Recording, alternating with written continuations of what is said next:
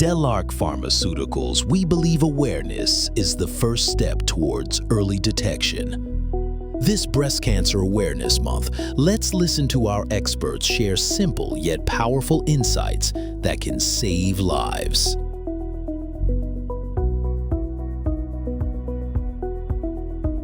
आज की डेट में सबसे नंबर 1 पर ब्रेस्ट कैंसर ही नंबर 1 कैंसर है। जो WHO का जो रिसर्च में पाया गया है, ऐसा ये कॉमन चीज़ें जो ग्लोबोकॉन डेटा, उसके हिसाब से भी ब्रेस्ट जो है नंबर 1 पर कैंसर सबसे कॉमन कैंसर होता है। और उसके पहचानने के बहुत ही आसान लक्षण है जो कि कोई भी आदमी खुद भी या कोई भी औरतें अपना ब्रेस्ट का सेल्फ एग्जामिनेशन करके पहचान सकती हैं। जैसे उसमें कहना क्या रहता है कि आप ब्रेस्ट को एक्सपोज करके शीशे के सामने खड़े हो जाइए और फ्लैट सरफेस से एग्जामिन करना है हर एक क्वाड्रेंट को।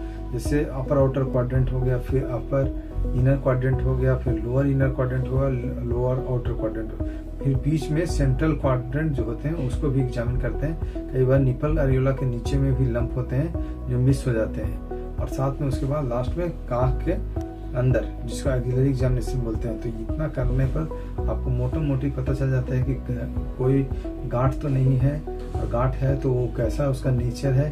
यदि गांठ फिसलने वाले नहीं है, फिक्स्ड है ओवरलाइंग स्किन से, या फिर अंदर में अंडरलाइंग पैरेन्काइमा से फिक्स्ड हो गई है, मूवमेंट नहीं हो रहा है, नॉन टेंडर है, इसमें टेंडरनेस नहीं है, पेन नहीं है, तो और बहुत तेजी से ग्रो कर रहा है, तो ये इस तरह के गांठ का कैंसर होने के चांसेस बढ़ जाते हैं। खासकर एज जिसमें ज़्यादा हो, बहुत जैसे 50 या 60 ईयर फीमेल पेशेंट है उसमें, और यदि निपल के साथ डिस्चार्ज आ रहा हो, काख में गिल्टी आ गई हो, बोनी पेन हो, तो ये सब चीज़ें एडवांस स्टेज के कैंसर में हो सकते हैं।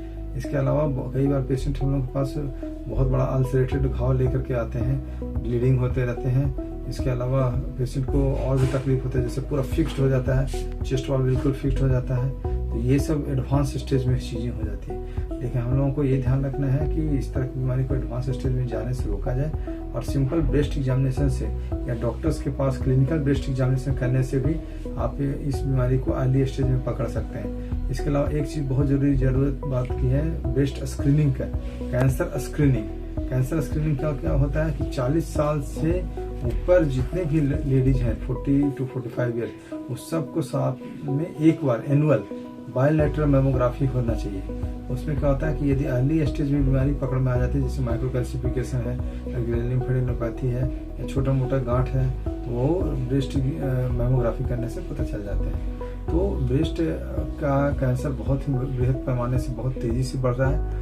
इवन जागरूकता नहीं रहने के कारण हमारे पास जितने भी मरीज आते हैं, या तो स्टेज 3 में आते हैं या स्टेज 4 में आते हैं। बहुत ही कम मरीज, जो 10% 20% मरीज होते हैं, वो कम स्टेज में, स्टेज 1 या 2 में आते हैं। तो अवेयरनेस ही बचाव है, और ये बीमारी इलाज बीमारी नहीं है।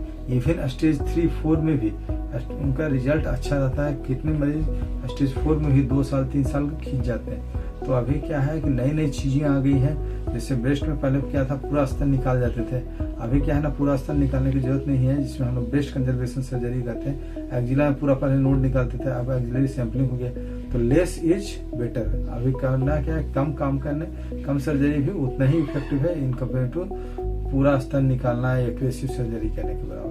इसके अलावा कीमोथेरेपी है, रेडिएशन है, तो उसके लिए अलग चीज़ें होती है। इम्यूनोथेरेपी आ गई, टारगेटेड थेरेपी आ गई, और सब कुछ जो है आयुष्मान भारत के थ्रू फ्री ऑफ कॉस्ट हमारे अस्पताल पटना कैंसर सेंटर में ये सुविधा है। इसमें सर्जरी का सर्जरी भी, कीमोथेरेपी भी, टारगेटेड थेरेपी भी, सब कुछ हम लोग फ्री ऑफ कॉस्ट कर रहे हैं। बहुत बहुत धन्यवाद। Every word from our experts reminds us, awareness and timely screening can make all the difference.